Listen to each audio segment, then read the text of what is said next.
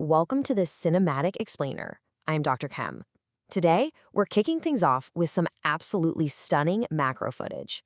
Thanks to ultra-slow motion cinematography, we can literally watch vibrant dyes spreading into distinct glowing bands. It's this mesmerizing, high-tech world of molecular separation. And today, we're going to explore exactly how paper chromatography works. But before we step fully into our futuristic lab, we actually need to solve a fundamental physics mystery. How exactly does liquid defy gravity to travel upwards? If you dip a paper towel into a spill, the liquid just rushes right up into the paper, completely ignoring gravity. Well, to understand chromatography, we have to understand this invisible force first. And this brilliantly illustrates our core engine, capillary action. It's essentially the process of a liquid flowing in a narrow space without any help from external forces like gravity.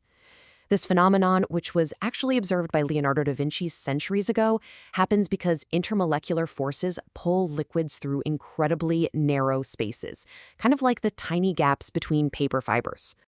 Okay, here's our roadmap for today's explainer. 1. Defying gravity with capillary action. 2. The principles of paper chromatography. 3. The 5 separation modes. 4. Calculating the RF value. And 5. Applications in the real world. Section 1. Defying gravity, capillary action. So what's really fascinating about this dynamic mechanism is that it's driven by two specific forces, cohesion and adhesion. Cohesion is the liquid molecules clinging to each other, while adhesion is the liquid molecules clinging to a solid surface, like the walls of a narrow tube or the fibers of our paper. Basically, adhesion pulls the liquid along, creating a concave meniscus, until the actual gravitational mass of the liquid finally overcomes those pulling forces. Crucially here, the narrower the space, the further the liquid can travel upward. Section 2. Principles of Paper Chromatography. You can really think of this entire process as a highly competitive race. We've got two main components. First is the stationary phase, which is our specialized cellulose filter paper. It's highly polar, meaning water molecules just love to absorb or stick tightly to its fibers. This is basically our sticky racetrack. Second is the mobile phase, which is the liquid solvent.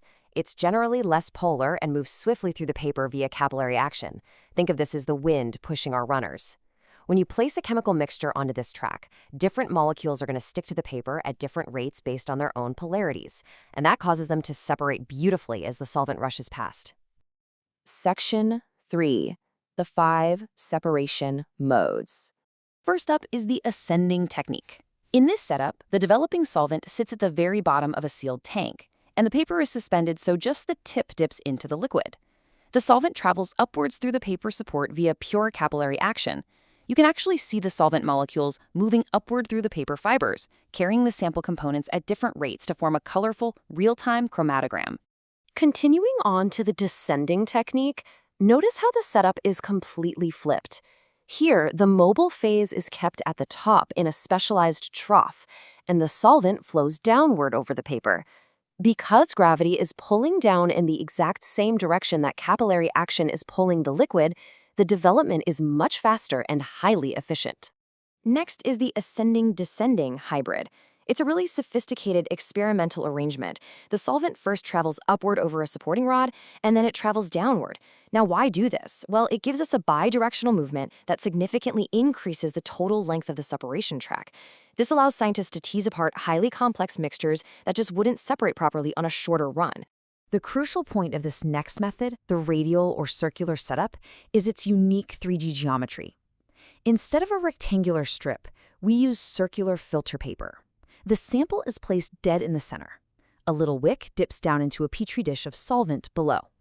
As the solvent travels up the wick and hits the center of the paper, it spreads outward in all directions. It forms absolutely beautiful, mesmerizing concentric rings of separated compounds, radiating outward just like a colorful bullseye. Finally, we have the two-dimensional technique, and honestly, this is pure genius. Sometimes, two different substances have the exact same mobility in a certain solvent, so they form one single overlapping spot. To fix this, you develop the paper once, dry it, rotate it exactly 90 degrees, and then develop it again using a completely different solvent. This second dimension pulls those stubborn spots apart. It is especially useful for separating really complex biological compounds like amino acids. Section 4. Calculating the RF value. Just like those runners on our track, molecules separate based on their distinct physical properties, and that determines their overall mobility. The two main factors here are affinity and solubility. If a pigment has a high affinity for the stationary phase, meaning it really loves sticking to the paper, well, it's not going to travel very far. But if it's highly soluble in the mobile phase, it's going to zip right up the paper, ending up much closer to the top, which we call the solvent front. And that brings us to the math. By measuring the finish line for each molecule against the ultimate finish line of the solvent front, we establish a unique quantitative fingerprint. This is the RF value, or retardation factor. You simply take the distance the spot traveled and divide it by the distance the solvent traveled. Because these conditions can be replicated, this numerical ratio allows chemists literally anywhere in the world to identify exactly what invisible molecule was hiding in that original sample spot. Now, you might be wondering, is paper the only way to do this? Not at all. We also have thin layer chromatography, or TLC. While TLC replaces paper with a glass or plastic plate coated in an adsorbent material, which definitely offers more sensitivity for advanced diagnostics, the sheer accessibility, low cost, and total reliability of traditional paper chromatography keep it an essential powerhouse tool in laboratories worldwide. Section 5. Applications in the real world. It is amazing to think that this simple paper capillary engine drives massive discoveries across so many scientific disciplines. In forensic investigations, detectives use it to separate and identify complex ink samples from a forged check, or to analyze critical crime scene evidence. In food analysis, it ensures the dyes used in your candy are safe and compliant with health regulations. And in pharmaceutical research, it's used to isolate active ingredients and identify microscopic impurities, making sure your medicines are safe and effective. We live in a world made of complex, blended materials. So ask yourself, what hidden chemical secrets surround you every single day, just waiting to be separated, measured, and understood?